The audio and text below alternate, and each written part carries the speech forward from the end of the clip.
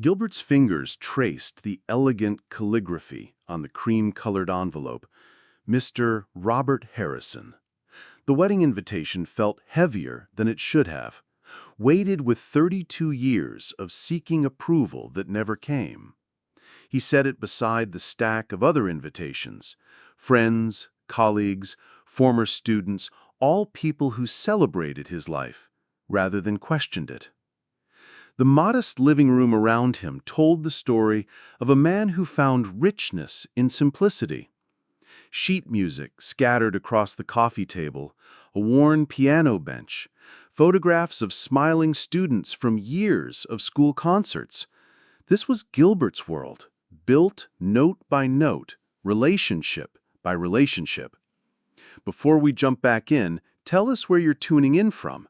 And if this story touches you, make sure you're subscribed because tomorrow I've saved something extra special for you. Still thinking about it? Maya's voice was gentle as she emerged from the kitchen, trading her nurse's scrubs for comfortable jeans. Even after 2 years together, she still took his breath away. Not just her beauty, but the way she saw him, really saw him. Gilbert nodded toward the invitation.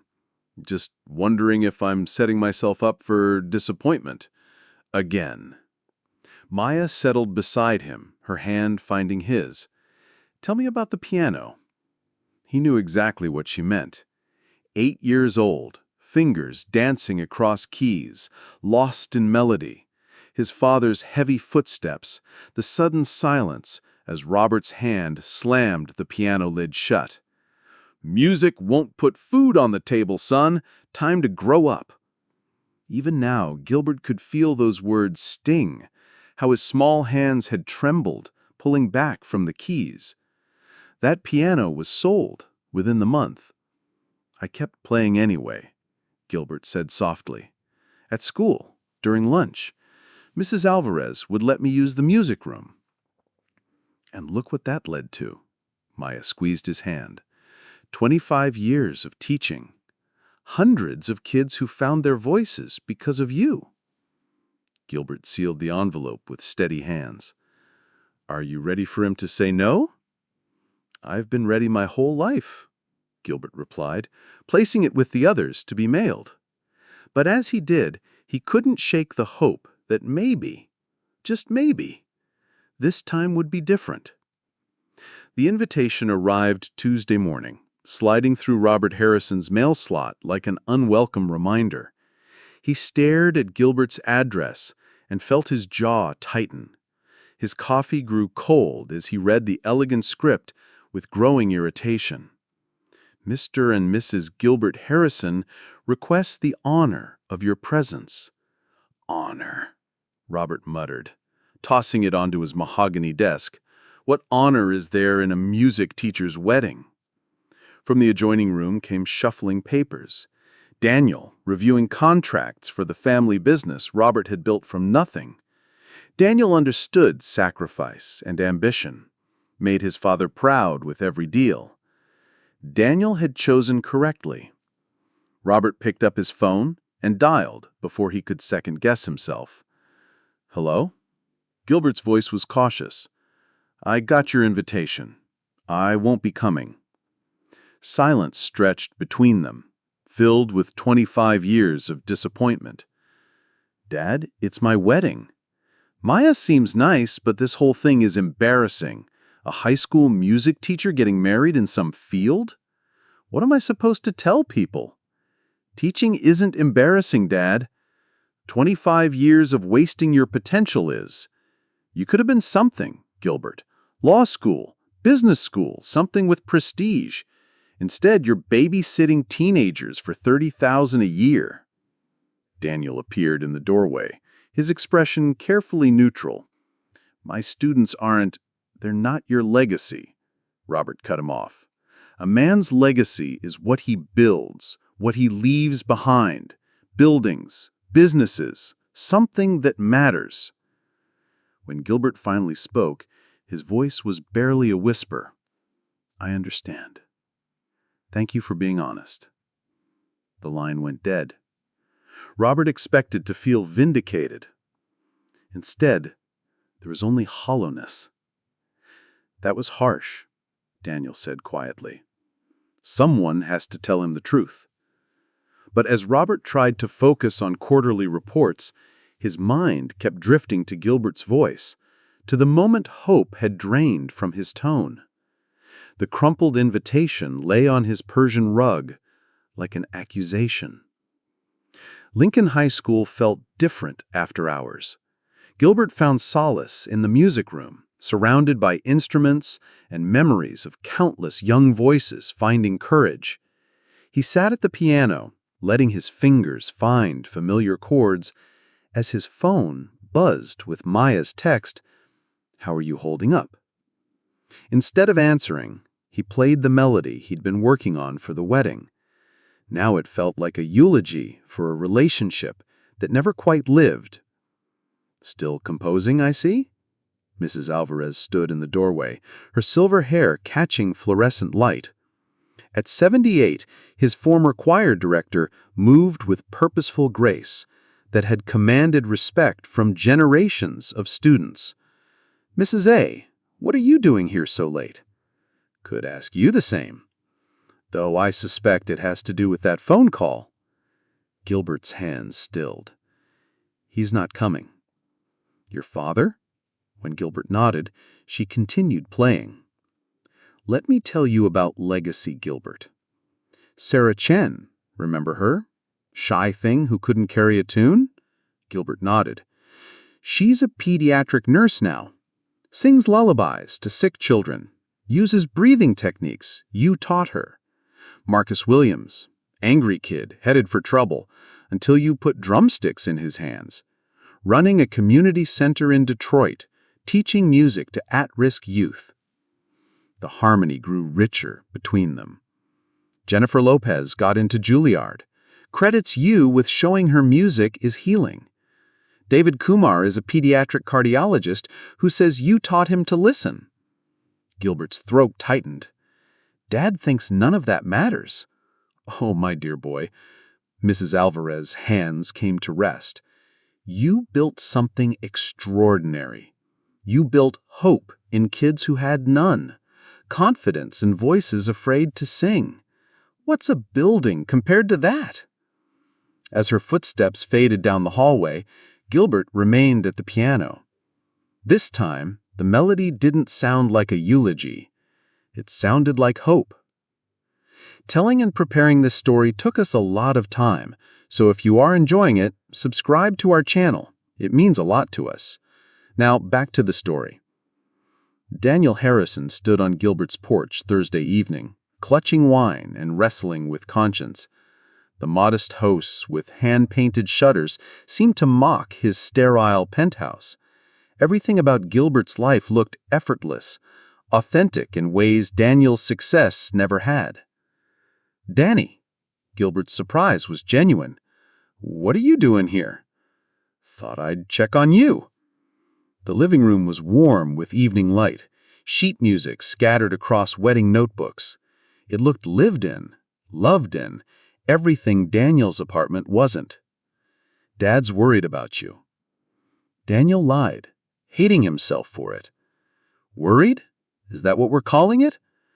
"I envy you," Daniel said suddenly, the confession rushing out.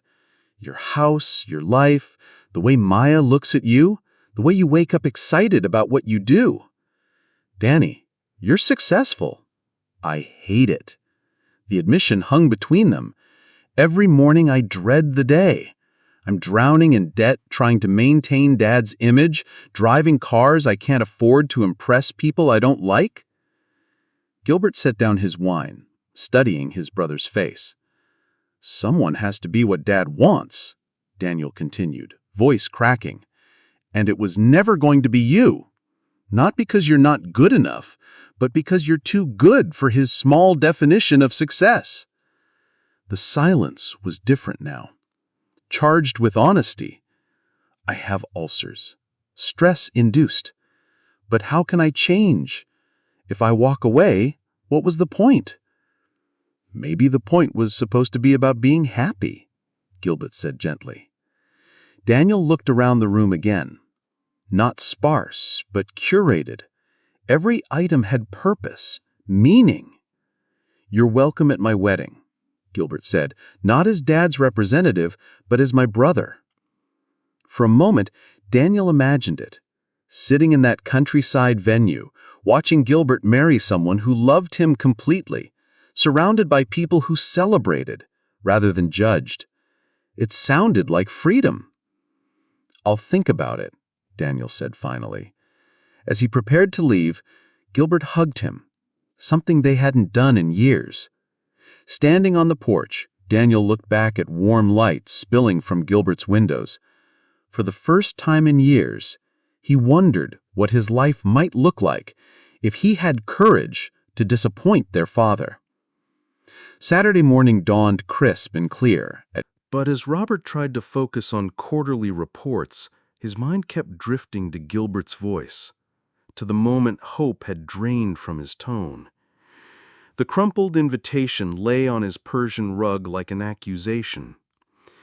Lincoln High School felt different after hours. Gilbert found solace in the music room, surrounded by instruments and memories of countless young voices finding courage. He sat at the piano, letting his fingers find familiar chords as his phone buzzed with Maya's text, "How are you holding up?" Instead of answering, he played the melody he'd been working on for the wedding.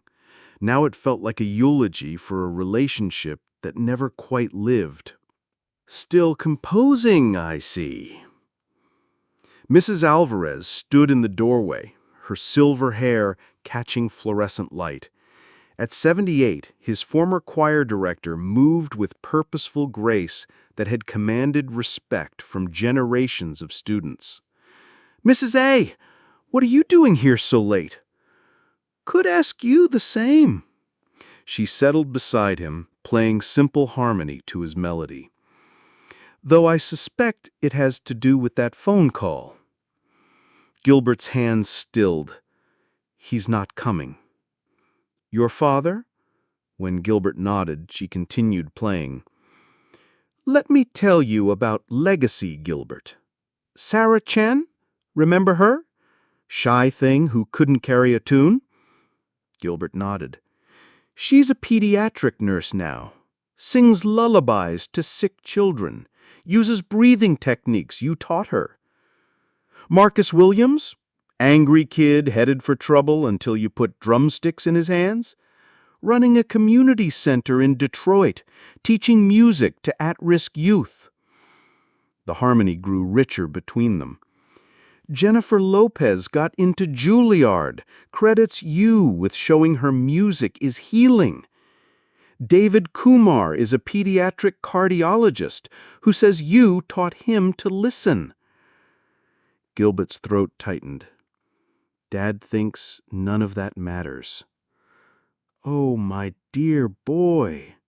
Mrs. Alvarez's hands came to rest. "You built something extraordinary. You built hope in kids who had none, confidence in voices afraid to sing. What's a building compared to that?" As her footsteps faded down the hallway, Gilbert remained at the piano. This time the melody didn't sound like a eulogy. It sounded like hope. Daniel Harrison stood on Gilbert's porch Thursday evening, clutching wine and wrestling with conscience. The modest house with hand-painted shutters seemed to mock his sterile penthouse. Everything about Gilbert's life looked effortless, authentic, in ways Daniel's success never had. "Danny?" Gilbert's surprise was genuine. "What are you doing here?" "Thought I'd check on you."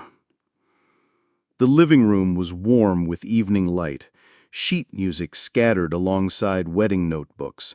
It looked lived in, loved in, everything Daniel's apartment wasn't. "Dad's worried about you," Daniel lied, hating himself for it. Gilbert's laugh was bitter. "Worried? Is that what we're calling it?" "I envy you," Daniel said suddenly, the confession rushing out. "Your house, your life, the way Maya looks at you." The way you wake up excited about what you do? Danny, you're successful. I hate it. The admission hung between them. Every morning, I dread the day. I'm drowning in debt, trying to maintain Dad's image, driving cars I can't afford to impress people I don't like. Gilbert set down his wine, studying his brother's face. Someone has to be what Dad wants, and it was never going to be you, not because you're not good enough, but because you're too good for his small definition of success. The silence was different now, charged with honesty.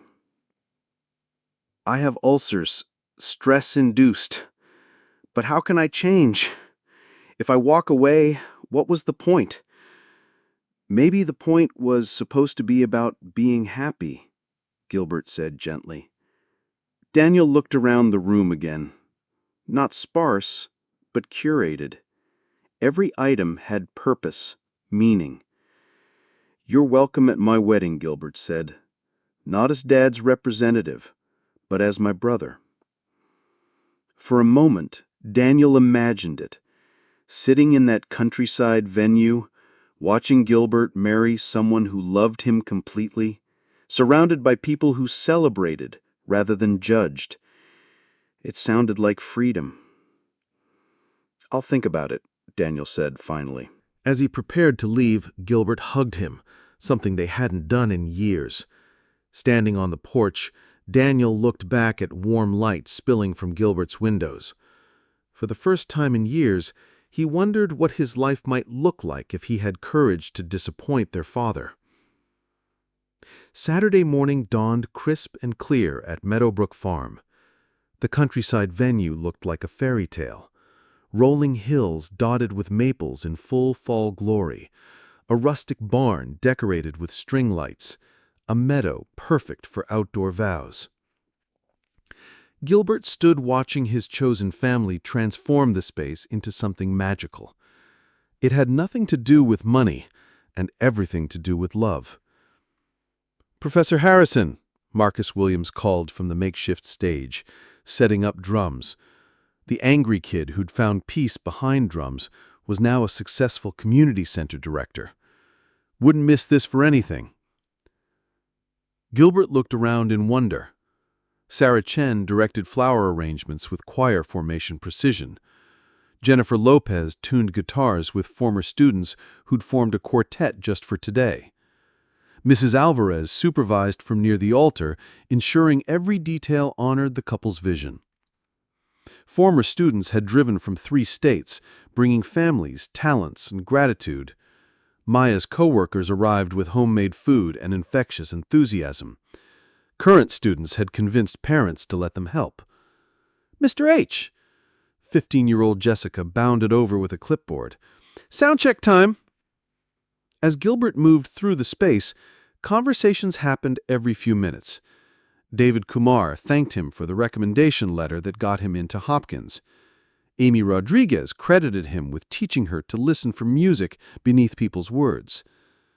Thomas Wright, touring with the symphony, insisted Gilbert had shown him technical skill meant nothing without heart. Maya appeared at his side, radiant in jeans and flowing blouse. Overwhelmed yet? Completely. I had no idea so many people would come. I did. Maya kissed his cheek. "You've been collecting family for 25 years. This is just the first time they're all in one place." A local reporter had arrived, interviewing former students about the most beloved teacher in Lincoln County. Gilbert caught fragments, saw potential in kids everyone else wrote off. Never just about music, taught discipline, confidence, changed my life's trajectory. Mrs. Alvarez appeared at his elbow. "Starting to believe us yet?" Gilbert watched Sarah coordinating with Maya's colleagues, Marcus teaching microphone technique, Jennifer leading harmonies that filled the barn with joy. This was his legacy. Not buildings or business, but lives connected by music, kindness, and belief that everyone had something beautiful waiting to be discovered. The 3 chairs reserved for family, Robert, Daniel, Rebecca, sat empty among filled rows. But surrounded by laughter and love, Gilbert felt complete certainty he'd chosen the right life. Robert sat in his study Friday evening. Quarterly reports spread across his desk, but concentration kept fracturing. Daniel's words echoed. "When's the last time you actually talked to Gilbert about his life?" From the kitchen came Rebecca's voice. "Incredible guest list. I can't believe Gilbert knows so many interesting people." Robert's attention sharpened. "What do you mean?" Daniel asked. "Dr. Patricia Reeves is one of the state's most respected emergency physicians. Amy Rodriguez was featured in the Tribune for youth work. There's a professional musician touring with Chicago Symphony, business owners, that community center director from Detroit who was on news for reducing crime." Robert found himself moving closer to the doorway. "All Gilbert's former students?" Daniel's voice carried surprise. "Most of them. People drove from all over the Midwest, some flying from other states. For a high school music teacher's wedding?" Robert's throat tightened. He'd assumed Gilbert's wedding would be small, pathetic. A few teacher friends and Maya's family. "Dr. Reeves said Gilbert's recommendation letter got her into medical school," Rebecca continued. "He saw her potential when she was just a shy chorus kid. Marcus Williams credits Gilbert with literally saving his life, steering him from gangs toward music." Daniel's voice was quieter. "Gilbert never mentioned any of this." "Why would he? You know how humble he is. Maya says he gets letters constantly, wedding invitations, graduation announcements, baby photos. Former students stay in touch for decades." Robert sank into the nearest chair, chest feeling strangely tight. "The reporter wants to do a feature story. Most beloved teacher marries, a wedding celebrating 25 years of changing lives. Maya's trying to talk them out of it, says Gilbert would be mortified." Robert thought about his definitions of success: profit margins, market share, quarterly growth. When had he last received letters from people's lives he'd changed? There's the obvious stuff, kids who became professional musicians, got into good colleges, but it's more.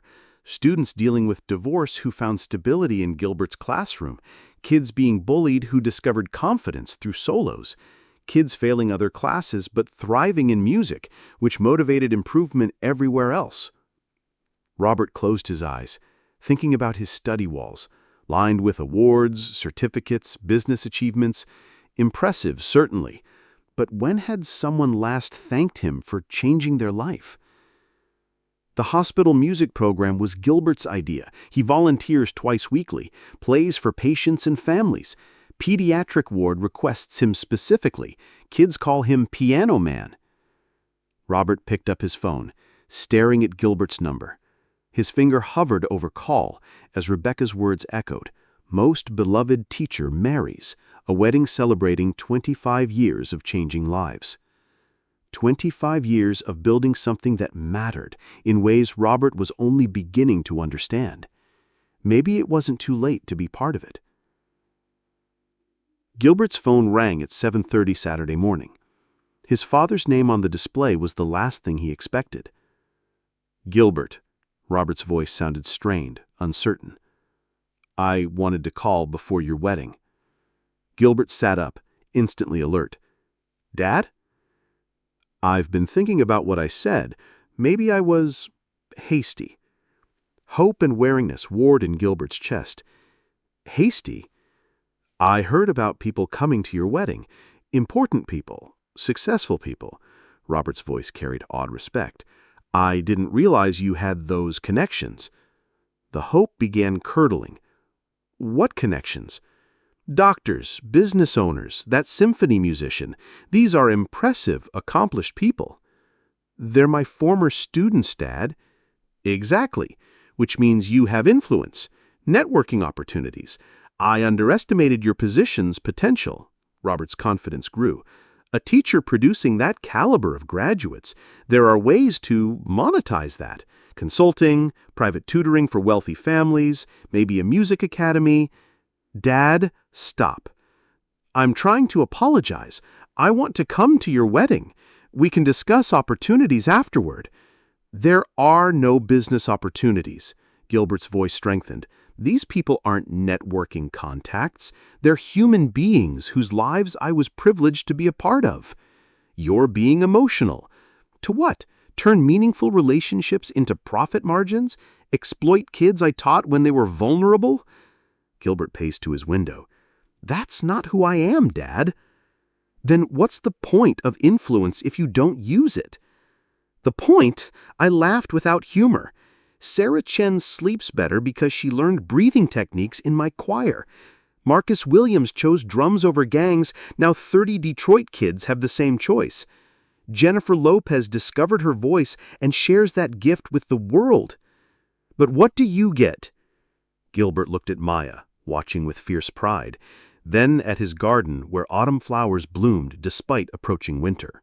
I get to matter, Gilbert said softly. I wake up excited about what I do. I see kids discover they're capable of more than they dreamed. I get Maya, who loves me for who I am. Silence stretched. Dad, if you want to come to my wedding, you come as my father, not an investor. You come to celebrate love, not calculate profit. You come because you care about my happiness, not because you're impressed by resumes. Robert's breathing was audible. I don't understand you. I know, but I won't apologize for being someone worth understanding. Pause. What if I said I wanted to try? After 32 years of seeking this invitation, Gilbert evaluated it with clear eyes. Then it starts with respect.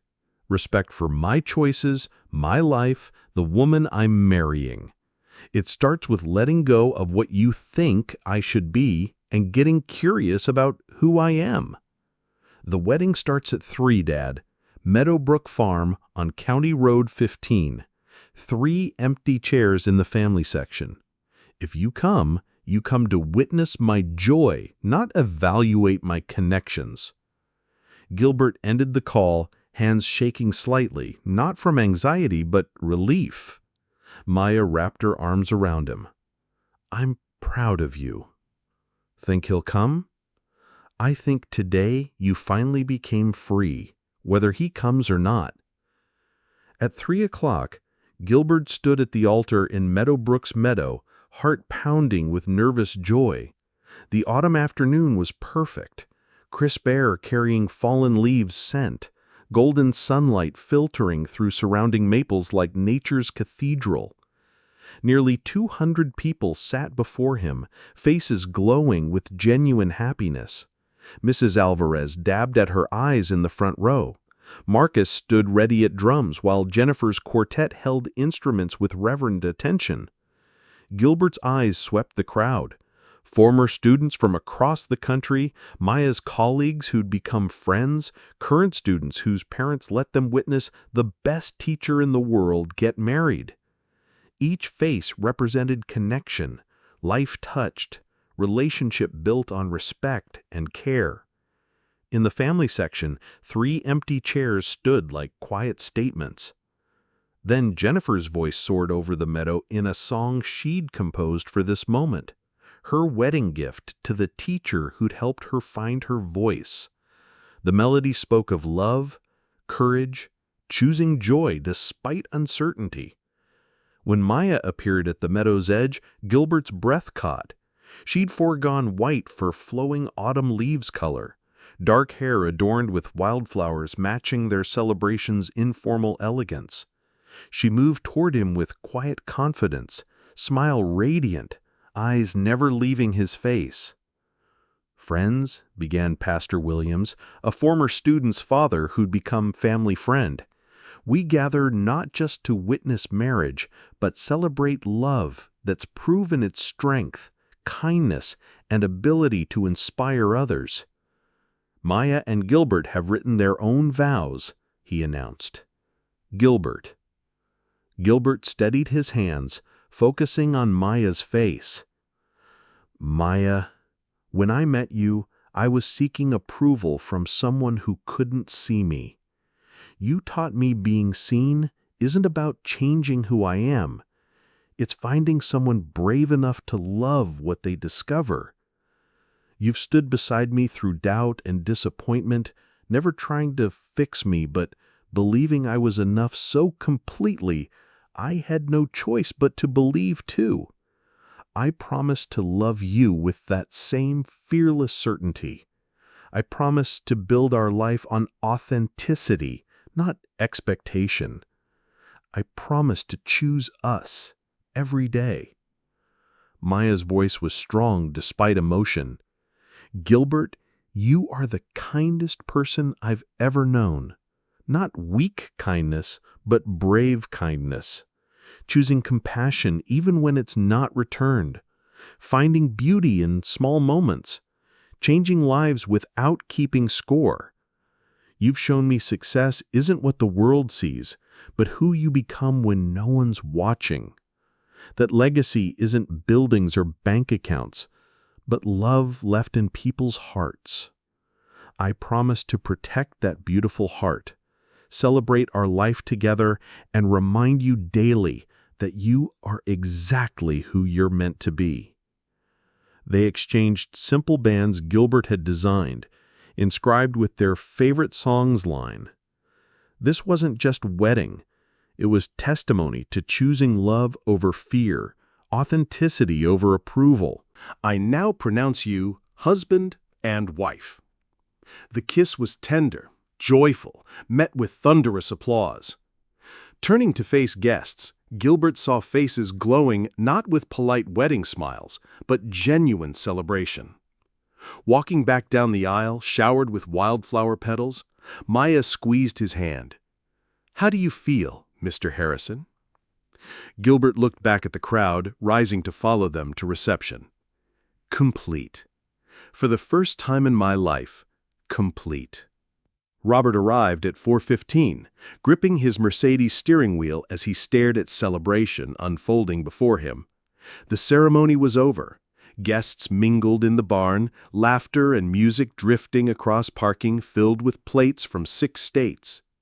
He'd spent an hour driving in circles, wrestling with Gilbert's words, stopping twice to turn around. The third time, he'd admitted truth. He was terrified of walking into a room full of people who loved his son for reasons Robert never bothered understanding. From barn doors, warm light spilled onto gravel. Robert could see Gilbert and Maya surrounded by well-wishers, clearly beloved by everyone present. "Dad," Daniel approached from his own car, expression mixing surprise and relief. "I'm late. The ceremony's over." "Reception just started. They haven't cut cake yet." Daniel studied his father's face. "What changed your mind?" Through the barn doors, Robert watched a young man approach Gilbert with guitar. The crowd quieted as he spoke. "Mr. Harrison saved my life. I was 15, angry, headed nowhere good. He put drumsticks in my hands, taught me anger could become rhythm, chaos could become music. This song is for you, Mr. H." The hauntingly beautiful melody followed, and Robert watched his son's face transform with emotion as the young man sang about finding hope in dark places, about teachers who see light in broken students. When applause thundered, Gilbert's response struck Robert, not proud or self-congratulatory, but genuinely moved, surprised by his teaching's impact. "That's Marcus Williams," Daniel said quietly. "Runs a Detroit community center. Drives down twice yearly just for coffee with Gilbert." Another voice rose, a young woman talking about how Gilbert's encouragement helped her overcome stage fright, leading to Juilliard scholarship. Then another former student sharing how Gilbert's techniques helped her through her parents' divorce. Robert stood frozen, watching testimony after testimony to his son's impact. These weren't networking contacts. They were people whose lives had been fundamentally changed by Gilbert's kindness, patience, belief in their potential. "We should go in," Daniel said gently. They won't want me here. Gilbert reserved chairs for us, front row family section. Daniel's voice carried reproach. He kept hoping, Dad. Robert looked through the barn doors again, seeing 3 empty chairs standing like accusation among celebration. Gilbert had saved space, publicly claimed them as family despite Robert's rejection. I called him this morning, told him I wanted to come, but wanted to use his connections, turn relationships into business opportunities. Daniel winced. What did he say? That if I came, I had to come as his father, not someone evaluating his usefulness. Robert's voice cracked. He was right to hang up. Inside, Gilbert was approached by an elderly woman commanding great respect. Robert watched his son's face light up with joy he'd never seen. That's Mrs. Alvarez, Gilbert's former choir director. Her voice carried clearly. Gilbert Harrison taught me that a teacher's greatest gift isn't knowledge. It's seeing potential where others see problems, finding beauty where others find difficulty. 25 years proving success isn't measured in dollars, but in lives touched, voices found, hope restored. The crowd erupted in agreement, people raising glasses not to wealth, but to quiet heroism of a man who'd made other people's dreams possible. We should go, Daniel said again. But Robert was stepping backward toward his car. No, I don't belong there. Dad! Look at them, Daniel. Really look. Robert gestured toward celebration. He doesn't need my approval. He has something I've spent 60 years trying to build. And he did it by being everything I told him not to be. Daniel followed his gaze, seeing joy, authentic connections, celebration of life lived with purpose rather than profit. It's not too late, Daniel said, but his voice lacked conviction. Robert thought about Gilbert's words. If you come as my father, not someone evaluating my usefulness.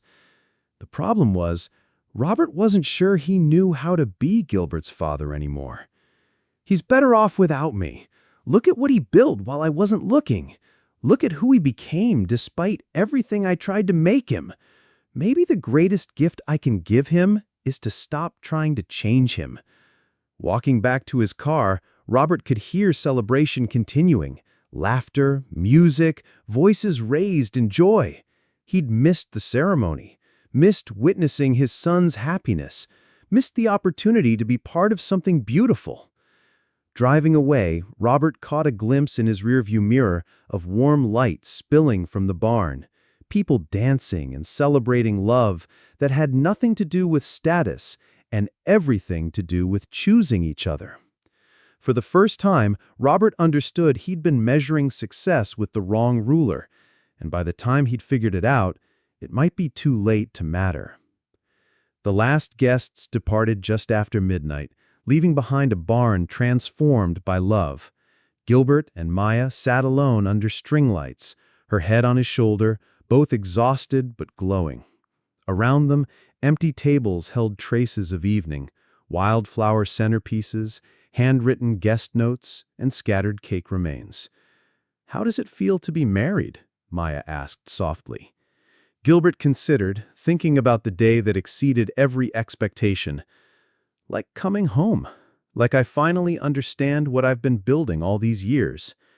They processed the overwhelming love that had surrounded them. The wedding had become something unexpected, not just celebration of their marriage, but testament to quiet power of life lived with intention and kindness. Mrs. Alvarez emerged from the farmhouse, where she'd been helping with cleanup. At 78, she should have been exhausted, but her eyes sparkled with energy that had made her legendary for 40 years. "Still processing?" she asked, settling across from them.